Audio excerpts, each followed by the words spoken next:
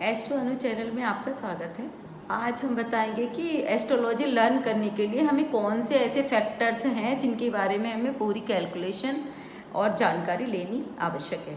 सबसे पहला है सोलर सिस्टम। सोलर सिस्टम, हमारा सोलर सिस्टम सूर्य के अराउंड केंद्रित है। प्लैनेट्स केवल 7 हैं जो हमारे वेदों पुराणों में बताए गए हैं। Sun, moon, Mars, Mercury, Jupiter, Venus and Saturn. Rahu Ketu कोई ग्रह नहीं है, प्लेनेट नहीं है, ये तो केवल एक शैडोई प्लेनेट है। मॉडर्न साइंस में यूरेनस, नेपच्यून एंड प्लूटो आदि को भी ग्रह माना गया है। पृथ्वी सूर्य के चारों तरफ घूमती है। इनमें प्लैनेट्स में मरकरी और वीनस सबसे ज़्यादा नज़दीक है सूर्य के, और अर्थ बीच में होने के कारण इन्हें इनर प्लैनेट्स और इन्फीरियर प्लैनेट्स भी कहा जाता है। मतलब ये सूर्य के सबसे ज़्यादा नज़दीक हैं। मार्स, जुपिटर एंड सैटर्न ये प्लैनेट्स आउटर और सुपीरियर प्लैनेट्स में आते हैं क्योंकि ये पृथ्वी से बहुत दूर हैं।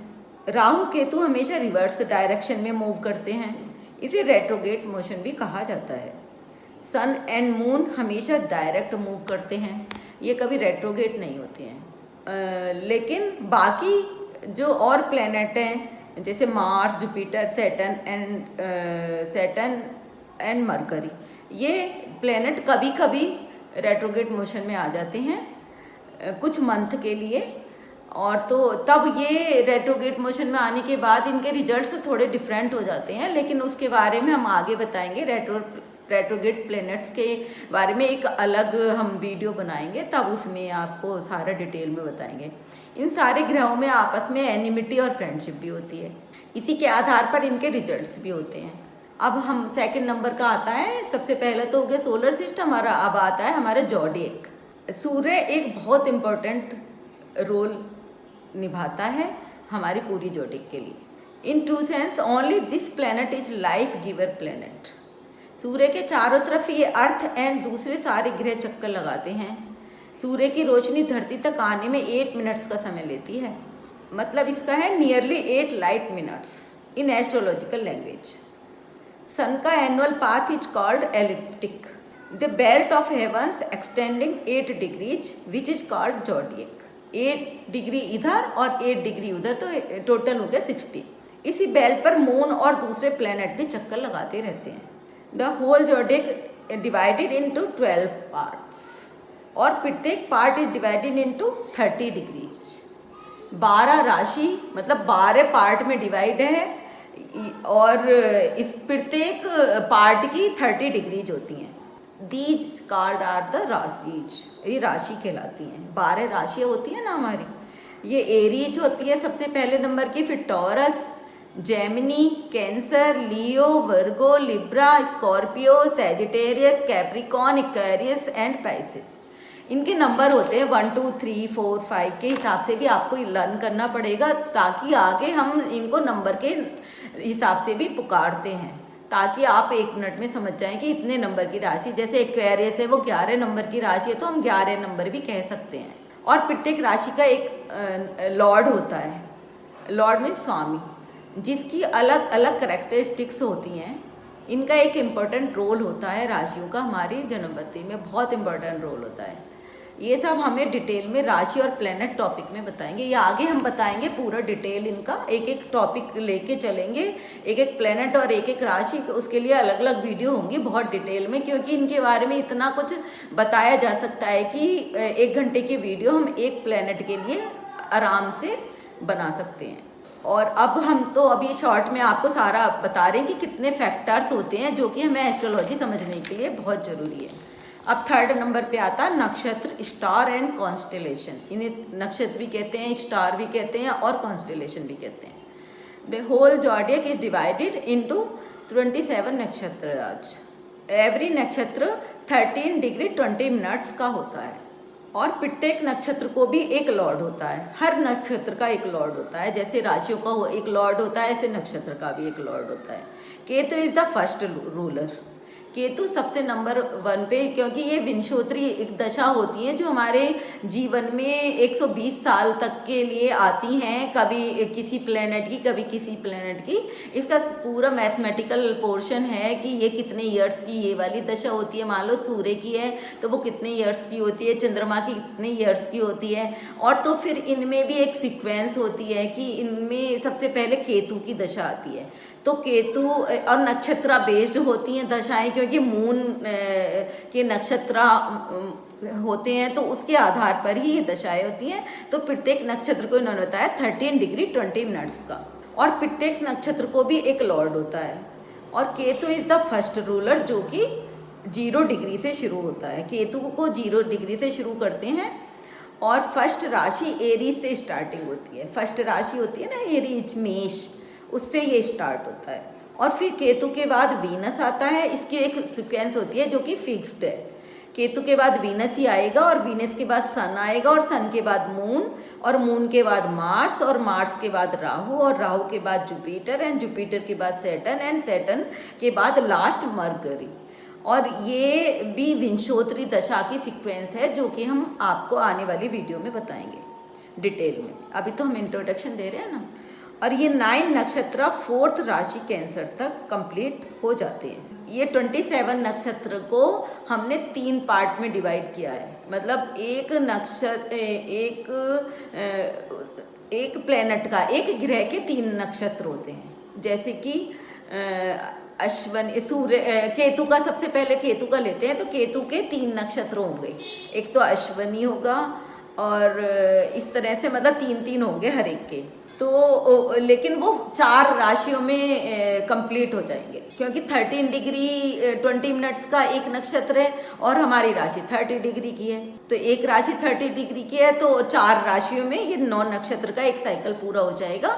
फिर आगे जाके इसी सीक्वेंस में फिर दोबारा से शुरू होगा, और फिर से दोबारा ये सीक्वेंस चलती है, और वो स्कॉर्पियो तक चलती है। फिर 4 दूनी 8 या 12, मतलब 3 सीक्वेंस चलती है 9 नक्षत्र, 4 राशियों में 9 नक्षत्र।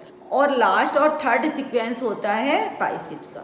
ठीक है, ये पूरा साइकिल 360 डिग्री का होता है। 13 डिग्री 20 मिनट्स को 360 डिग्री से डिवाइड करो तो ये हमारे 12 पार्ट आते हैं निकल के, नहीं सॉरी 27 पार्ट आते हैं। अब है टाइम, 4th नंबर का जो वो है इसका, वो टाइम है, समय। वैदिक एस्ट्रोलॉजी में सोलर डे एक सनराइज से नेक्स्ट सनराइज का माना जाता है। मतलब हम एक दिन को सनराइज के बाद से नेक्स्ट सनराइज तक मानते हैं। ये वेस्टर्न लोग जो हैं वो रात के 12 बजे के बाद नया दिन मानते हैं, लेकिन एस्ट्रोलॉजी में, वैदिक एस्ट्रोलॉजी में 1 सनराइज टू नेक्स्ट सनराइज तक 1 डे माना जाता है। टाइम को 3 तरह से मापा जाता है। एक है लोकल मीन टाइम LMT, और एक है standard time for any country और जोन के लिए होता है। स्टैंडर्ड टाइम होता है एक, इसे ST बोलते हैं। और फिर ग्रीनविच मीन टाइम GMT, ये यूनिवर्सल टाइम होता है ऑल वर्ल्ड का। Now we talk about sidereal time. Sidereal time को समझो। Time duration of sidereal time is 23 और 56 मिनट्स। ये 23 घंटे 56 मिनट्स का होता है साइडरियल टाइम। और division of time determined by daily motion of the stars. जो स्टार्स हमारे डेली मोशन में ट्रांजिट में चलते हैं उनकी कैलकुलेशन के आधार पर इसको निश्चित किया गया है। साइडरियल टाइम इज 0 और when the beginning of the Aries. जब एरीज राशि शुरू होती है तो साइडरियल टाइम 0 डिग्री पर होता है, और 1 डिग्री 4 मिनट्स की होती है। एस्ट्रोलॉजी में हम फर्स्ट हाउस को लगन एसेंडेंट के नाम से भी जानते हैं। लगन और ascendant is the rising sign in the eastern horizon. Eastern horizon पर ये सबसे पहला राइजिंग साइन है। हम इसे काल पुरुष कुंडली के हिसाब से एरीज, काल पुरुष कुंडली के हिसाब से एरीज 1 2 3 ऐसे करके 12 खानों में 12 ऐसे सीक्वेंस में बताएंगे। काल पुरुष कुंडली में फिक्स होता है। अ टोटल 12 राशि of A zodiac appear 1 by 1 in 24 hours में ये पूरा चक्कर लगा लेते हैं। बर्थ टाइम पर जो भी साइन ईस्टर्न हॉरिजन पे होता है वही हमारी लग्नाभी और एसेंडेंट कहलाती है। आप समझिए, मान लो बच्चे का जन्म शाम के 4 बजे हुआ है, तो उस टाइम अगर जन्मपत्री, उस टाइम अगर ईस्टर्न हॉरिजन पे पाइसेस राशि आ रही होगी तो वो ही हमारी लगन होगी। सारा टर्मिनोलॉजी के बारे में अलग अलग हम वीडियोज में बताएंगे। ये सारा लगना के बारे में भी डिटेल में बताएंगे, और अभी तो यहाँ केवल इंट्रोडक्शन के लिए हम बात कर रहे हैं। द लॉन्गिट्यूड ऑफ द लगना point is calculated from the middle point of the first house. First house Aries, काल पुरुष कुंडली के हिसाब से एरीज है सपोज करो, तो उसमें हम उसका मिडल पॉइंट लेंगे जो लगना, क्योंकि फर्स्ट हाउस क्या 12 हाउस 30 डिग्री के होते हैं। तो मान लो अगर ये हमारा 16 डिग्री पे है, अदर सोचो अगर लगना हमारा 16 डिग्री पे है तो मिड पॉइंट से कैलकुलेट करेंगे कि 15 डिग्री इधर कैलकुलेट करेंगे, 15 इधर कैलकुलेट करेंगे, तब 30 डिग्री माना जाएगा। अब आगे हम बताते हैं हाउसेज के बारे में। 12 हाउसेज होते हैं जन्म पत्ती में, जैसे मैं अभी भी बता चुकी हूँ। फर्स्ट हाउस लगना हाउस होता है, and next second, third, fourth, fifth, 6, 7, 8, 9, 10, 11, 12 ऐसे सारे हाउसेज होते हैं। In Vedic astrology house is called also cusp, इसे कस्प भी कहते हैं।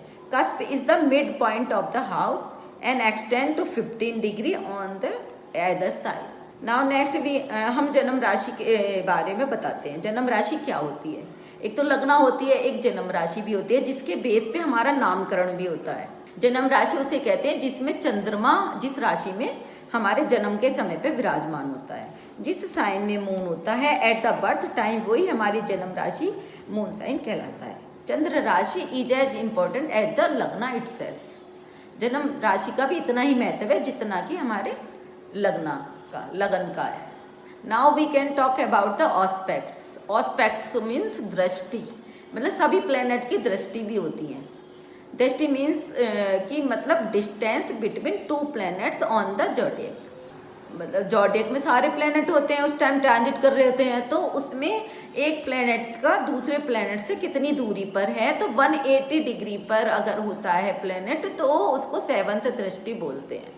In Vedic astrology, all planets aspect the opposite house at 180 degrees, but Jupiter and Mars and Saturn have their special aspects. As Jupiter aspects 5th and 9th houses, Mars aspects 4th and 8th houses, Saturn aspects 3rd and 10th houses from their own positions. लेकिन इनमें 7th जो aspect होती है वो तो सभी planets की होती है, पर ये इनकी ये स्पेशल होती है, जुपिटर, मार्स एंड सैटर्न। अब हम आते हैं कि कास्टिंग ऑफ द हॉरोस्कोप, कि हमें हॉरोस्कोप कैसे बना सकते हैं, मतलब कैसे समझे, कैसे कि हमें कि हॉरोस्कोप का फिगर आउट करना है। वैसे तो आजकल सब कंप्यूटर से ही बनाते हैं, लेकिन थोड़ा सा फिगर आउट करना आना चाहिए। किसी व्यक्ति की जन्मपत्री बनाने के लिए 2 कैलकुलेशंस की जरूरत होती है। सबसे पहले फर्स्ट कैलकुलेशन में longitude of the ascendant and लगना, कि एसेंडेंट कितने लॉन्गिट्यूड पर है, और second calculation of longitudes of the planets. एक तो एसेंडेंट का और प्लैनेट्स का लॉन्गिट्यूड एंड लैटिट्यूड हमें दोनों को जानना होता है। ये सारी कैलकुलेशन के लिए हमें exact time of birth, exact time of birth और exact date of birth and place of birth, longitude and latitude of the place of birth, ये सारी डाटा हमें tables of ascendants by NC Lahiri की आती है, उसको ले, वही रिलायबल है। और एंड ईयरली एफएमएरीज भी की ज़रूरत होती है, तो ये सब आपको लेना पड़ेगा। अदरवाइज वैसे तो सब कंप्यूटर पे ही सॉफ्टवेयर में होता है, तो आप डाल के सब निकल आता है, पर थोड़ा सा समझने के लिए अगर आप एक बार ले लें तो बहुत ही अच्छा मतलब समझ में आएगा। बस ये आज का टॉपिक यहीं पे समाप्त करते हैं।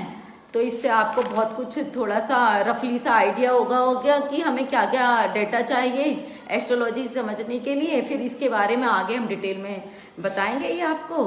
तो जय हिंद, जय भारत, और जो भी आपकी क्वेरीज हो वो कमेंट बॉक्स में हमें दे सकते हैं।